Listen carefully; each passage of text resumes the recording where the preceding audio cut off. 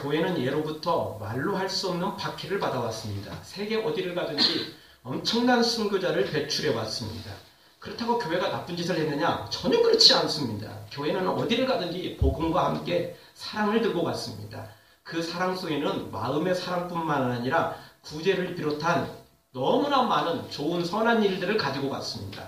우리나라만 보아도 우리 한국에 기독교가 들어오면서 엄청난 사회 변화를 몰고 왔습니다.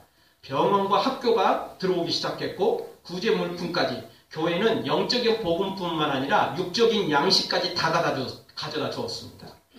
교회가 없었다면 우리나라에 기독교가 들어와 있지 않았다면 우리나라는 지금 이 나라가 전혀 되어 있을 수 없는 그런 상태인 것입니다.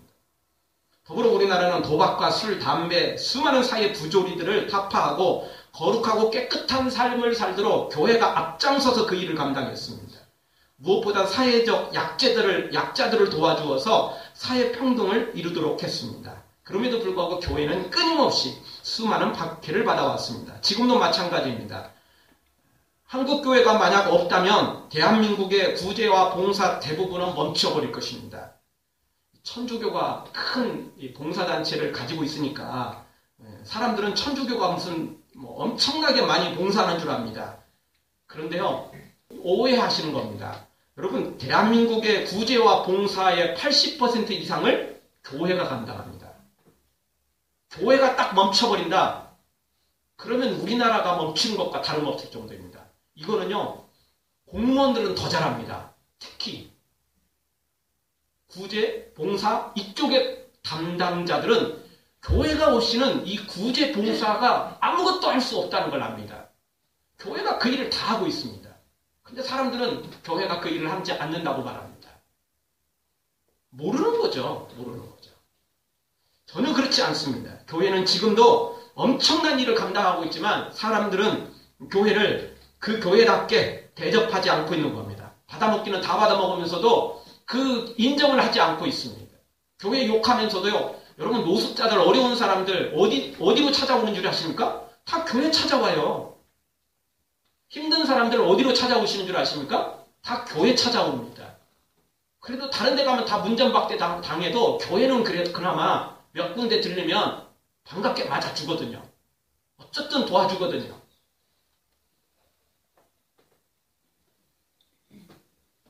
그런데 21세기를 살고 있는 지금도 교회는 제사를 하지 않는다는 불효의 종교라고 말하는 사람들이 있으니 그러면서 핍박을 하고 있으니 참으로 한심할 노릇입니다.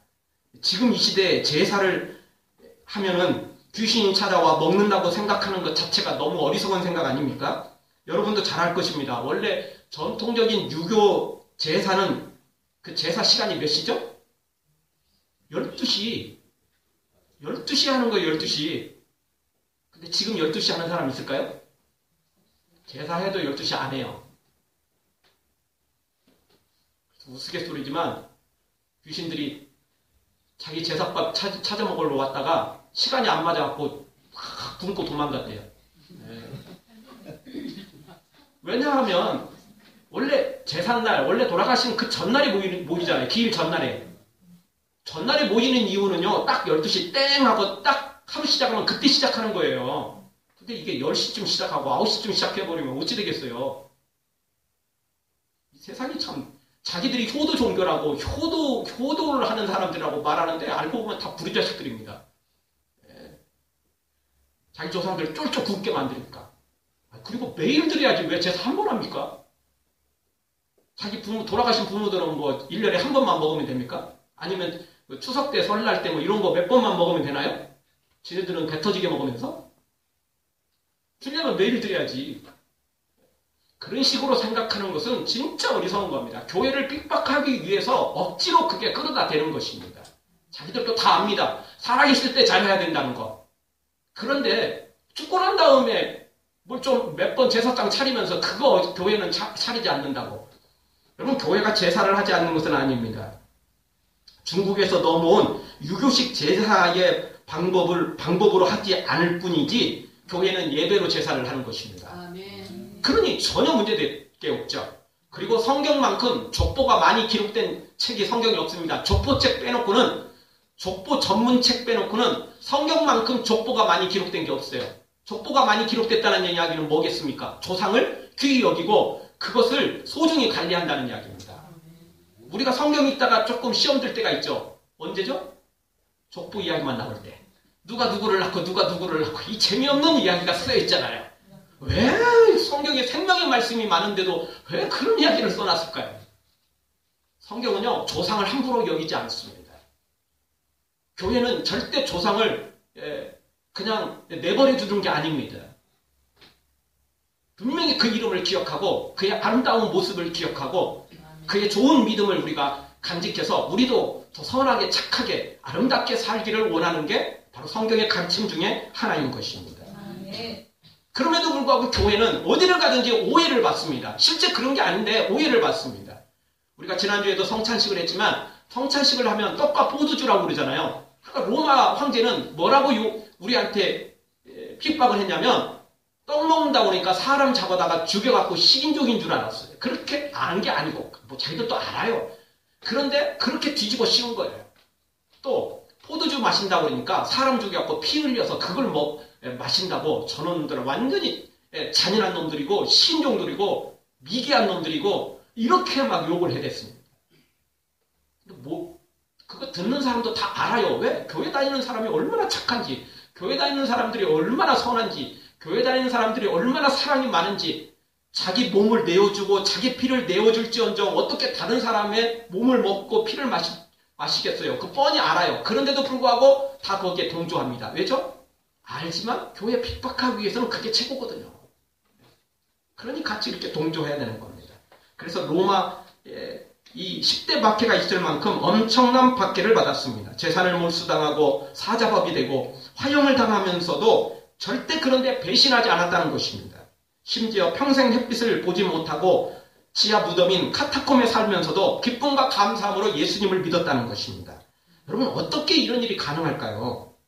어쩌다 수십 명이 그랬다면 정신 이상자들이 모인 곳이라고 치부할 수도 있겠지만 수백, 수천, 수만의 사람들이 그런 길을 걸어갔는데 믿음을 포기하지 않고 도리어 자원에서 박대를 당하며 정말 정말 고생을 해가면서 예수님을 끝까지 따랐는데 도대체 그 이유가 뭐냐는 것입니다. 누군가로부터 강제 협박을 당했을까요? 아니면 누군가로부터 돈이나 출세를 보장받았을까요? 그렇지 않다는 것은 우리가 너무나 잘 알고 있습니다. 그러면 왜 성도들이 이렇게 재산을 몰수당하고 직장에서 쫓겨나고 심지어 죽음을 당하면서까지도 믿음을 버리지 않고 끝까지 믿음을 지켰을까요? 정답은 단 하나입니다. 부활하신 예수님을 만났기 때문에 그렇습니다.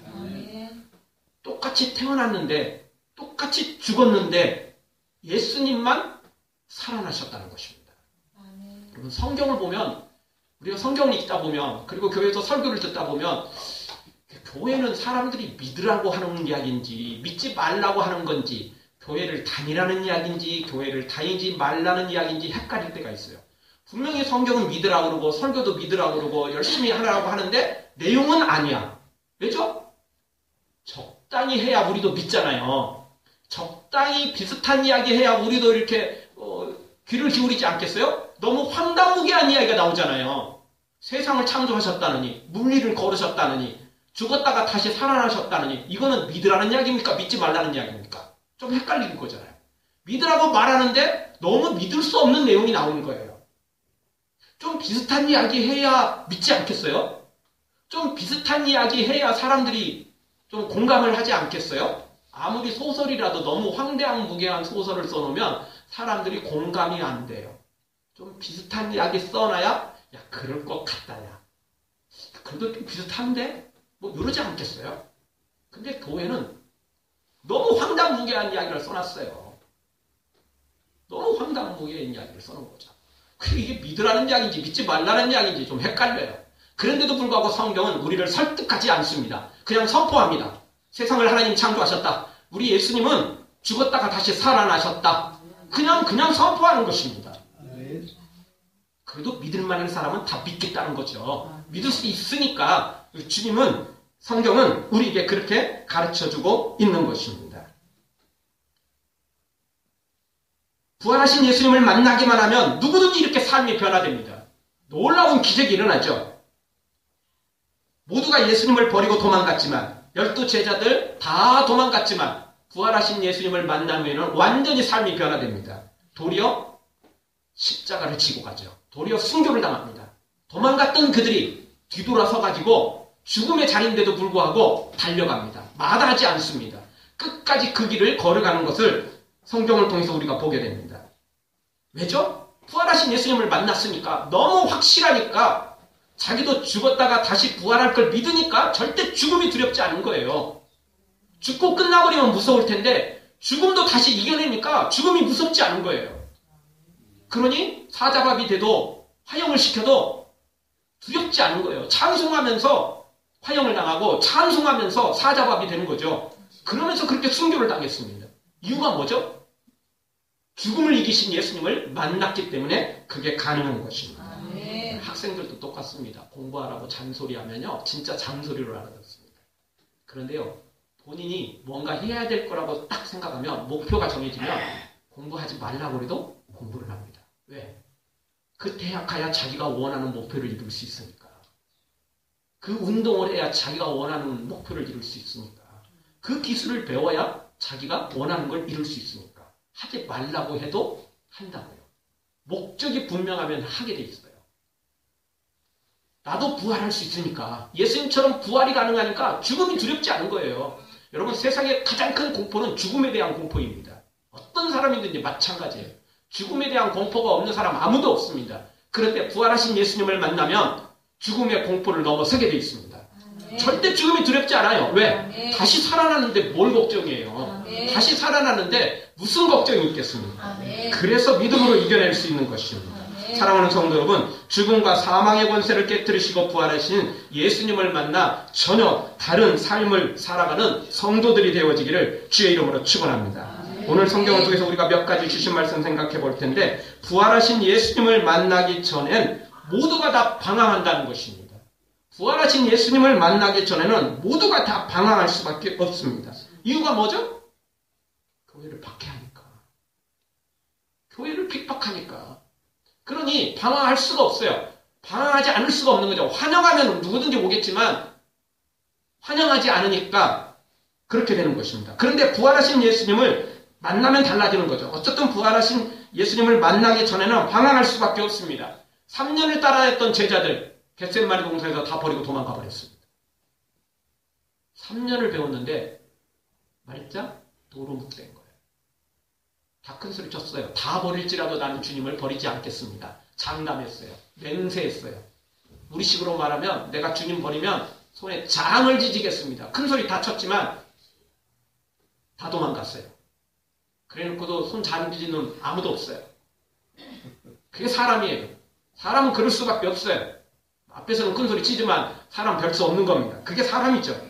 우리가 살다 보면 다 안다고 생각했는데 헷갈리는 게 있고, 반대로 헷갈린다고 생각했는데 막상 일이 닥치자 잘 해내는 경우가 있어요. 사람은 그렇게 착각에 빠지는 존재가 사람이에요. 잘못 진단해서 오진을 하는 게, 잘못 판단하는 게 우리 사람이라는 것입니다. 하여튼 제자들은 부활하신 예수님을 만나기 전에는 모두가 신실한 제자가 아닌 방황자였다는 것입니다. 그러던 중 도마를 제외한 나머지 제자들이 19절에서 부활하신 예수님을 먼저 만나게 됩니다. 그리고 그 방황을 멈추게 되는 것입니다. 아직은 완전한 신실한 제자로 돌아선 건 아니지만 그래도 방황을 멈추는 것입니다. 그런데 아직 예수님을 만나지 못했던 도마만큼은 여전히 방황하고 있습니다. 그래서 도리어 큰 소리 치죠. 나는 예수님의 손에 못자국을 만져보고 넣어보고 허리에 창자국을 넣어보지 않고는 내가 믿지 못하겠다. 큰 소리 뻥뻥 칩니다. 나머지 10명의 제자들이 다 동의를 하는데도 내 눈으로 직접 봤다. 그런데도 불구하고 믿지 않습니다. 도마만 그런 것이 아닙니다. 지금도 부활하신 예수님을 만나지 않으면 아무리 강조해도, 아무리 간증해도, 아무리 이야기를 해도 믿지 않습니다. 왜? 현실적으로 믿을 수 없는 이야기거든요. 죽었다가 살아났다는 걸 어떻게 믿어요? 그걸 믿는 게 이상한 거 아니에요? 그것이 정상적인 건 아니잖아요. 그러니 그걸 믿기가 어려운 거죠. 그걸 믿는 사람이 정상적인 게 아니죠, 사실. 그런데 죽었다가 살아나신 그 예수님을 만난 사람은 그 믿을 수밖에 없잖아요. 자기도 예전에 안 믿었어요. 다른 제자들은 믿었나요? 아까 다 버리고 도망갔잖아요. 다시 죽었다가 살아날 예수님이었다면 어떻게 버리고 도망갔겠어요? 아무도 안 도망갔겠죠. 근데 그때는 몰랐죠. 그럴 줄은 몰랐죠. 그런데 부활하신 예수님 만나고 나니까 달라지더라는 거예요. 달라지더라는 거예요. 자기 눈으로 본 건 어떻게 할 수 없는 거잖아요. 정확하니까, 너무 정확하니까. 상대방이 트릭을 썼고 속임수를 써서 나를 속였다면 몰라도 지금 시대는 워낙 그런 것들이 교모해서 잘 속이기도 하지만 예전에는 그렇게 속일 수도 없었잖아요. 속일 수 없죠. 어떻게 동영상을 편집할 수 있겠습니까? 어떻게 다른 방법을 쓸 수 있겠어요? 없죠. 방법이 없죠. 속일 방법이 없는 거죠. 그러니까 본 것이 맞는 거예요. 그러니까 눈으로만 본 게 아니거든요. 예수님의 손에 있는 못자국, 허리에 있는 창자국, 발에 있는 그 못자국을 손으로 만져봤거든요. 손으로 넣어봤거든요. 그러니 당연한 거 아니겠습니까? 사랑하는 성도분, 아무리 교회 다녀도 부활하신 예수님을 만나지 않으면 불완전함을 깨닫고 부활하신 예수님을 만나기를 소망하는 여러분 되어지기를 주의 이름으로 축원합니다. 두 번째 주신 말씀은 부활하신 예수님을 만나면 전혀 다른 삶이 시작된다는 것이죠. 20절 보면 도마를 제외한 다른 제자들은 예수님의 손과 옆구리를 보고 부활하신 예수님을 100% 믿게 됩니다. 봤으니까, 만져봤으니까. 그리고 조금 늦었지만 도마도 27절에서 부활하신 예수님을 만나게 됩니다. 예수님께서 도마가 있을 때 직접 찾아오셔서 뭐라고 말씀하셨냐면 네 눈으로 봐라. 손으로 한번 만져봐라. 그리고 믿음 없는 자가 되지 말고 믿는 자가 되라 라고 분명히 말씀을 하셨습니다. 말로만 끊는 게 아니라 손으로 만져보라는 거예요. 넣어보라는 거죠. 우리 성경 27절을 한번 보겠습니다. 27절 한 목소리 읽겠습니다. 도마에게 이르시되 내 손가락을 이리 내밀어 내 손을 보고 내 손을 내밀어 내 옆구리에 넣어보라. 그리하고 믿음 없는 자가 되지 말고 믿는 자가 되라. 아멘. 부활하신 예수님이 직접 나타나신 거예요. 그리고는 만져보라는 겁니다. 만져보라는 겁니다. 혹시 트릭이 있을 수 있으니까, 속임수 있을 수 있으니까, 네가 혹시 환상을 본 것처럼 꿈속에 혹시 꿈꾸는 것처럼 될 수 있으니까 만져보라는 겁니다. 확실하게 만져보라는 겁니다. 한번 다리 한번 꼬집어 보라는 거예요. 네 허벅지 한번 꼬집어 보라는 겁니다. 확인 한번 하라는 거예요. 꿈인지 생신지 확인해 보라는 겁니다. 여러분, 내가 부활하신 예수님을 직접 만나야 됩니다. 소문이나 간증을 넘어서 내가 직접 그 예수님을 만나야만 되는 것입니다. 도마와 다른 제자들은 2000년 전이니까 예수님을 직접 볼 수 있었죠. 근데 지금은 우리가 직접 볼 수 없잖아요. 만질 수 없잖아요. 그럼 우리는 어떻게 합니까? 2000년 전이니까 예수님이 천국에 올라가시기 전이니까 만질 수 있고 볼 수 있었지만 우리는 그럴 수 없잖아요, 지금. 그럼 우리는 할 수 없는 겁니까? 만질 수도 없고 볼 수도 없고 아무것도 할 수 없는 걸까요? 그렇지는 않습니다. 우리 예수님을 직접 우리 눈으로, 우리 육신의 눈으로, 우리의 육신의 손으로 만지고 볼 수는 없지만 우리에게 또 다른 길이 제시되어 있습니다. 29절을 한번 보겠습니다. 같이 봅니다. 예수께서 가라사하시되 너는 나를 본고로 믿느냐? 보지 못하고 믿는 자들은 복되도다 하시니라. 아멘. 보지 못하고도, 즉 이것은 그냥 안 보고 그냥 대충 믿으라 그 이야기가 아니고 우리 육신의 눈으로는 볼 수 없겠지만, 육신의 손으로는 만질 수 없겠지만 그렇게 하지 않고도 믿을 수 있는 길이 있다는 겁니다. 어떤 방법입니까? 성령님이 우리에게 임하시면 우리의 영적인 눈이 열리게 되어 있습니다. 성령이 임하시면 우리의 영적인 귀가 열리게 되어 있습니다. 그래서 보지 못하는 걸 보는 거예요. 보지 못하는 걸 듣는 겁니다. 여러분, 세상에 보이는 게 다일까요? 전혀 그렇지 않습니다. 지금 이 시간에도 여러분 집 전화기는 선이 다 연결되어 있지만 여러분 핸드폰은 선이 연결되어 있지 않지 않습니까? 그런데도 전화가 오면 다 벨이 울립니다. 내가 말해도 여기서 수백 킬로 떨어진 곳도 기지국만 설치되어 있으면 아무 문제 없이 연결이 됩니다. 이유가 뭐죠? 선은 없지만 그 텔레파시로 통하는 거예요. 이게 무선으로 연결되어 있는 거죠. 다 연결되어 있는 겁니다. 없다고 없는 게 아니에요. 안 보인다고 없는 게 아닙니다. 우리의 영적인 눈이 열리면, 영적인 귀가 열리면 천국이 보인다니까요. 부활하신 예수님을 만날 수 있는 겁니다. 육신의 눈으로는 안 되죠. 육신의 손으로는 안 되죠. 그런데 영적인 것은 충분히 가능하다는 것입니다. 왜냐하면 없는 게 아니니까. 전파가 떠돌아다니는 걸 우리가 눈으로 볼 수는 없지만, 손으로 만질 수는 없지만 분명히 존재하듯이, 핸드폰끼리 서로 연결된 것은, 그리고 주파수끼리 연결된 건 우리가 분명히 라디오를 틀고 TV를 틀면 그걸 볼 수 있는 것처럼, 천국이 있다면, 예수님이 살아계시다면, 그리고 부활하셨다면 우리의 영적인 귀가 열리고 영적인 눈이 열리면 그걸 볼 수 있고 들을 수 있습니다. 다만 성령이 임하셔서 영적인 귀가 열리지 않고 영적인 눈이 열리지 않으면 볼 수가 없어요. 들을 수 없죠, 당연히. 왜죠? 주파수가 같아야 보고 들을 수 있는 겁니다. 그러니까 성령님이 임하시기만 하면 가능하다는 것입니다. 그래서 예수님께서 29절에서 너는 보고 믿느냐? 보지 않고 믿는 자들은 더 복되다라는 겁니다. 성령이 임하시면 눈으로, 육신의 눈으로는 못 보지만, 육신의 손으로는 만질 수 없지만 성령님이 임하시면 볼 수 있으니까, 들을 수 있으니까 이 사람이 더 복되다는 것입니다.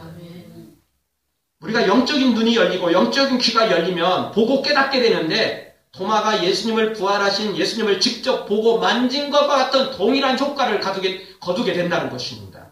영안이 열리니까 말입니다. 그리고 남들이 못 보는 걸 보고 남들이 못 듣는 걸 듣기 때문에 더 귀한 것이 되어버리는 겁니다. 더 소중한 체험이 되는 것입니다. 모두가 똑같은 거 있다면 별로입니다. 그런데 특별한 걸 보았다면, 들었다면 그거는 더 귀한 것이 될 수밖에 없겠죠.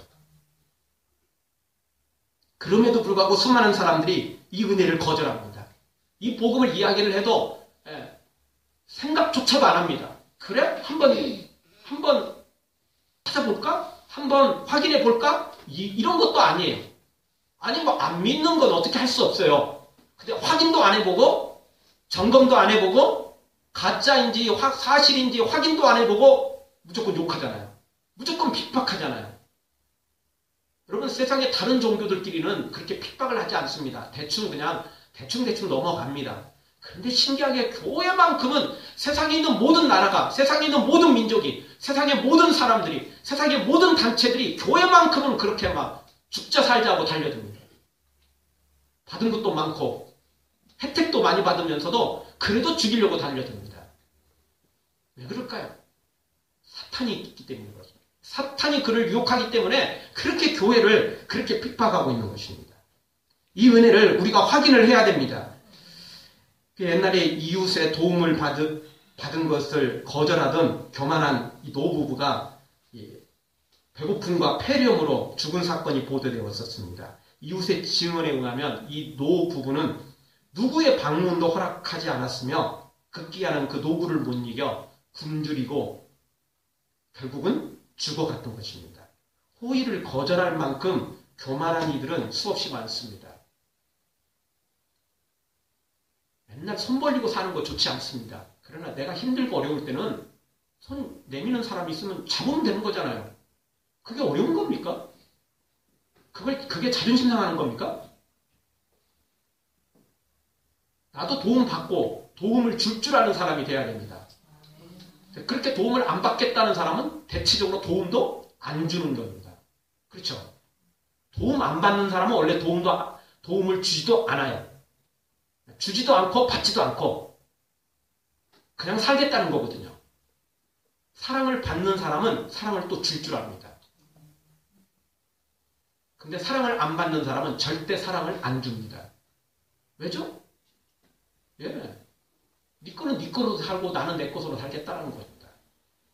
자존심이라고 생각하지 마세요. 아까 처음 말씀드린 것처럼 맨날 손만 내밀고 도와달라 이렇게 말하는 건 좋은 게 아니에요. 그러나 나도 누군가로부터 받을 줄 알고 누군가를 또 줄 줄 아는 거, 이게 사람 사는 것이며 그게 제대로 된 사람인 것입니다. 줄 줄도 모르고 받을 줄도 모르는 거? 여러분, 받을 줄 모르는 거 그것도 병입니다. 마음의 병이 심각한 사람이에요. 왜 남의 거 못 받습니까? 받고 나서 더 좋은 걸로 주면 되는 거잖아요. 왜 그렇게 어렵습니까, 그게? 도움 받으면 막 자존심 상해갖고 누가 뭐 칼로 죽이나요? 그런데도 죽어도 못하는 사람이 있어요. 그런데 이 노부가 결국 그렇게 된 거죠. 아니, 당신들 좀 이제 나이 들었으니까, 아니 무슨 뭐 칼 들고 뭐 좀 뺏는 것도 아니고 다른 사람이 좀 도와주겠다는데 뭘 그렇게, 아무도 못 오게 만들고 결국은 그렇게 죽어가고 말았습니다. 예수님은 하나님의 놀라운 호의이며 선물인 것입니다. 그러니까 우리가 안 받을 수도 있어요. 그러나 내가 힘들어 지금 죽을 상황이라면 받을 수 있잖아요. 받을 수 있는 거 아닙니까? 확인을 해볼 필요는 있다는 거죠. 무턱대고 다 받아 먹을 수는 없잖아요. 무턱대고 다 받을 수는 없잖아요. 누가 아무나 주는다고 다 마실 수는 없죠. 다 먹을 수는 없잖아요. 독약이 들었는지 그 수면제가 들었는지 우리가 어찌 알겠어요. 모르는 거잖아요. 근데 확인을 할 필요는 있잖아요. 확인도 안 하고 나 수면제 타갖고 나 기절하고 나면 다 뺏어가려고 그러는 거지. 너 이게 독약 타갖고 나 죽이려고 하는 거지. 이러고 달려드는 것은 바람직하지 못한 거 아닙니까? 정 싫으면 그냥 거부하면 되죠. 나 그냥 이대로 살다가 죽을래. 그러면 되는 거지. 왜 멱살 잡고 달려드냐고. 왜 죽일 것처럼 달려드냐고요. 그런데 신기하게 교회는 그런다는 거예요. 사람들이 교회 이야기만 나오면, 예수님 이야기만 나오면 다 그렇게 멱살 잡고 달려들어요. 싫다고 말하는 게 아니고 그냥 다 그렇게 멱살 잡고 달려드는 거예요. 칼 들고 다 달려드는 거죠. 우리는 하나님이 주신 이 놀라운 선물을 확인해야 됩니다. 확인해보고 진짜라면 믿어야죠. 진짜라면 받아들여야죠. 왜? 그것만이 내가 살 수 있는 길이니까. 그것만이 나의 죽음의 공포를 해결할 수 있고, 그것만이 지옥의 문제를 해결할 수 있고, 그것만이 재앙과 저 심판의 문제를 해결할 수 있는 길이기 때문에 그렇습니다. 다른 길은 없으니까 확인해 봐야 된다는 거죠. 지금 오늘 우리가 그 예수님을 기다리면 되는 것입니다. 무턱대고 믿으라는 게 아니에요. 확인해 보라는 겁니다. 확인해 보라는 겁니다. 정확한 방법으로, 성경의 방법으로 한번 확인해 보라는 겁니다. 그러면 분명히 여러분 만나게 될 것입니다. 부활하신 예수님을 만나게 될 것입니다. 잠언 8장 17절 나를 사랑하는 자들이 나의 사랑을 입으며 나를 간절히 찾는 자가 나를 만날 것입니다. 찾고 사랑하면 반드시 우리 예수님은 찾아오셔서 우리를 만나 주십니다. 우리에게 역사해 주시는 겁니다.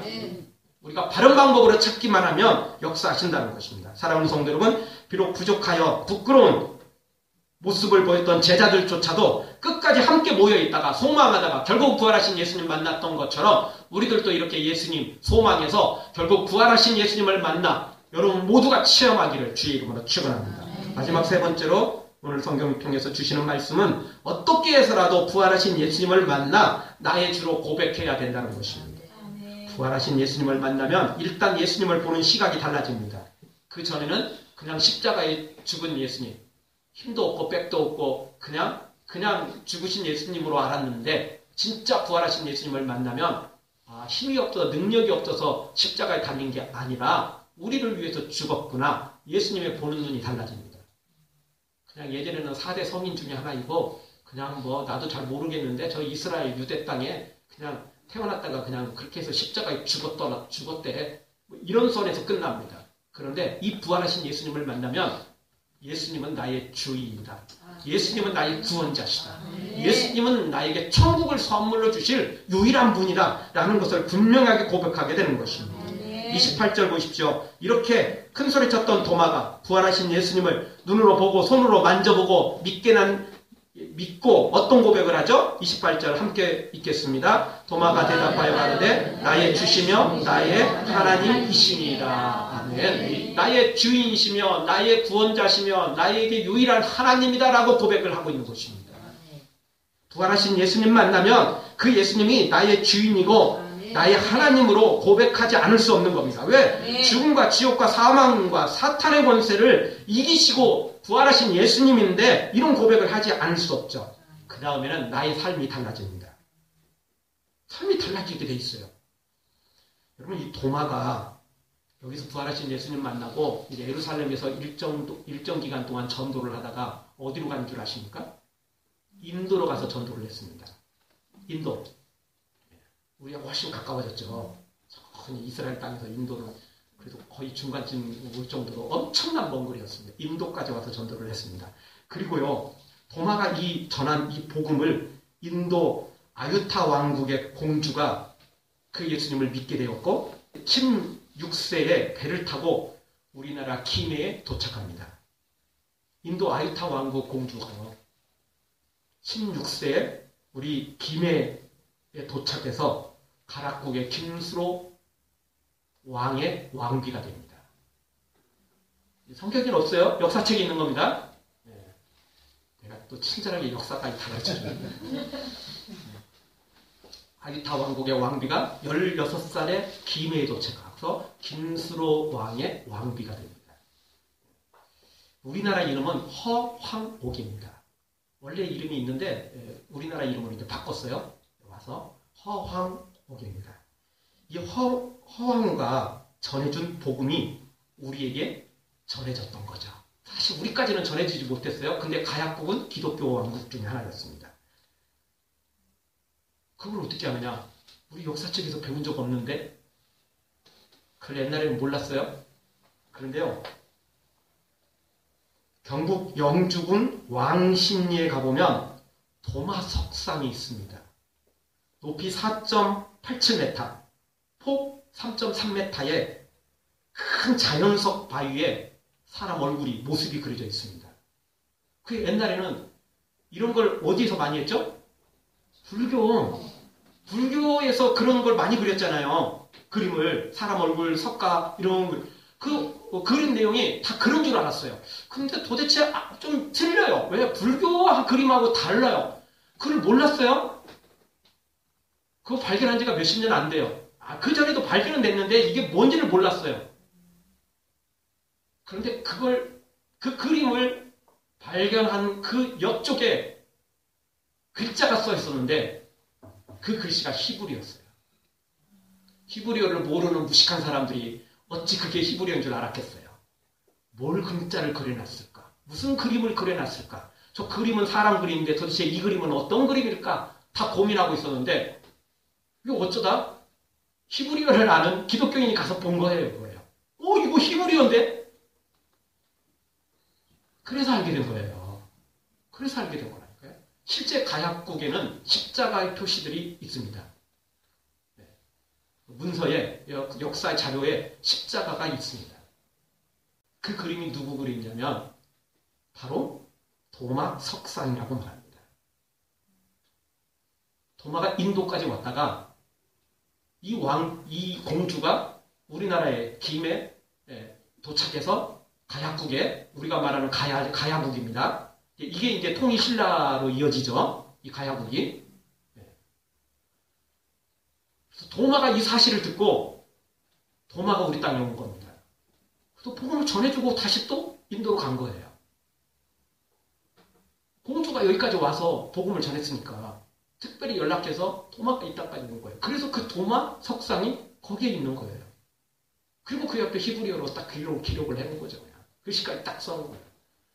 내 손으로 만지고 내 눈으로 봐야만 믿겠다는 도마가 완전히 바뀌어버렸어요. 부활하신 예수님을 만나더니 예루살렘에서 복음을 전하다가 인도까지 가서 복음을 전했고 인도에서 우리나라까지 왔었으며 다시 인도로 돌아가서 인도에서 결국 순교를 당했습니다.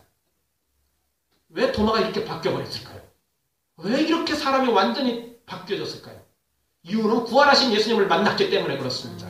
부활하신 예수님을 만나면 죽음도 이겨낼 수 있으니까, 죽음이 두렵지 않으니까 어떤 것도 장애가 되지 않는 것입니다.